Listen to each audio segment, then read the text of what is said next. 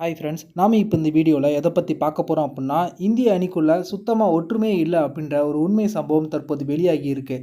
அதற்கு தற்போது ஆதாரத்தோடு சிக்கியிருக்காங்க ரோஹித் சர்மா அவர்களும் கௌதம் கம்பீர் அவர்களும். இதன் காரணத்தினால பார்த்தீங்கன்னா, தற்போது சாம்பியன்ஸ் டிராபி தொடர் தான் ரோஹித் சர்மா அவர்களுடைய கேப்டன்சியில் ஒரு கடைசியான ஒரு தொடராக இருக்க போகுது அப்படின்னு தகவல் வெளியாகி இருக்குது. அது மட்டும் இல்லாது இவங்க தன்னுடைய கேப்டன் பதவியை துறந்ததுக்கப்புறம் யாருக்கு கேப்டன் பதவி போகும் அப்படின்ற தகவலும் வெளியாகி இருக்குது. இதுதான் தற்போது பும்ராவுக்கும் ஹார்திக் பாண்டியாவுக்கும் அதிர்ச்சி ஏற்படுத்தியிருக்கு அப்படின்னே சொல்லலாம். அது பற்றின முழுமையான விவரத்தை பார்ப்போம்.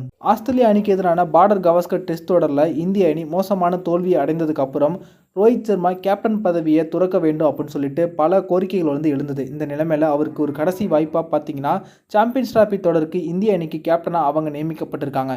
இதில் ஆச்சரியம் என்ன அப்படின்னா, சுப்மன் கில் துணை கேப்டனாக நியமிக்கப்பட்டது தான் அனைவருக்கும் கோவத்தை ஏற்படுத்துச்சு. ஏன் அப்படின்னா, அணியில் சீனியர் வீரர்களாக ஹார்திக் பாண்டியா, ஜஸ்பிரீத் பும்ரா போன்ற வீரர்கள் இருக்காங்க. இவங்க இல்லாமல் KL ராகுல், ஸ்ரேயஸ் ஐயர், ரிஷப் பண்ட் போன்ற கேப்டன்ஷிப்பில் அதிகமான அனுபவம் வாய்ந்த வீரர்கள் இருக்கும்போது எந்த ஒரு அனுபவமே இல்லாத இளம் வீரரான சுப்மன் கில்லுக்கு துணை கேப்டன் பதவி கொடுத்து தான் தற்போது விவாத பொருளாக மாறி இருக்கு. இந்த நிலைமையில் பார்த்தீங்கன்னா, கௌதம் கம்பீர் அவர்கள் துணை கேப்டன் பதவியை சுப்மன் கில்லுக்கு கொடுக்க வேணாம் அப்படின்னு சொல்லியும் அஜித் அகர்கரும் ரோஹித் சர்மா அவர்களும் சேர்ந்து கொண்டு இந்த ஒரு முடிவை எடுத்துட்டு தான் தற்போது தகவல் வெளியாகி இருக்கு. இதன் காரணத்தினால பார்த்தீங்கன்னா, தற்போது BCCI ஒரு அதிரடியான முடிவு எடுத்திருக்காங்க. தற்போது ரிசர்வ் வீரராக சூரியகுமார் யாதவ் அவர்களை சாம்பியன்ஸ் டிராபி தொடருக்கு கொண்டு போகிறாங்க. அணிக்கு வீரர்கள் தேர்வு செய்யப்படக்கூடிய கடைசி மணி நேரம் வரைக்கும் சூரியகுமார் யாதவுக்கு அணியில் இடம் இருக்குது அப்படின்னு தான் சொல்லி கொண்டு இருந்தாங்களாம். ஆனால் கடைசி நேரத்தில் தற்போது பார்த்தீங்கன்னா, அவங்க அணியில் இருந்து ஓரங்கட்டப்பட்டது தகவல் வெளியாகி அனைவருக்கும் அதிர்ச்சி ஏற்படுத்தியிருக்கு. இதற்கு முக்கியமான காரணமே ரோஹித் சர்மா அவர்கள் தானாம். T20 போட்டிக்கு கேப்டன் அவங்க நியமிக்கப்பட்டதுக்கு அப்புறம் தான் அவர் ஒரு நாள் போட்டிகளையும் ஆதிக்கம் செலுத்திட்டா அவருக்கு கேப்டன்ஷிப் பதவி போயிடும் அப்படின்ற ஒரு நோக்கத்தில் இப்படி ஒரு முடிவு எடுக்கப்பட்டிருக்கு. இதன் காரணத்தினால பார்த்தீங்கன்னா, தற்போது ரிசர்வ் வீரராக சூரியகுமார் யாதவ் அவர்கள் சாம்பியன்ஸ் டிராபிக்கு இந்திய அணியோடு அழைத்து செல்லப்பட போகிறாங்க.